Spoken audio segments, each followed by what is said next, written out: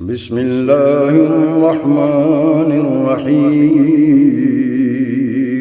شروع اللہ کے نام سے جو بڑا مہربان نہایت رحم والا ہے۔ فی قلوبہم مرض فزادہم اللہ مرضا وَلَهُمْ عَذَابٌ أَلِيمٌ بِمَا كَانُوا يَكْذِبُونَ۔ ان کے دلوں میں بیماری تھی، اللہ تعالیٰ نے انہیں بیماری میں مزید بڑھا دیا، اور ان کے جھوٹ کی وجہ سے ان کے لیے دردناک عذاب ہے۔ ان کے دلوں میں ایک بیماری ہے جسے اللہ نے اور زیادہ بڑھا دیا ہے۔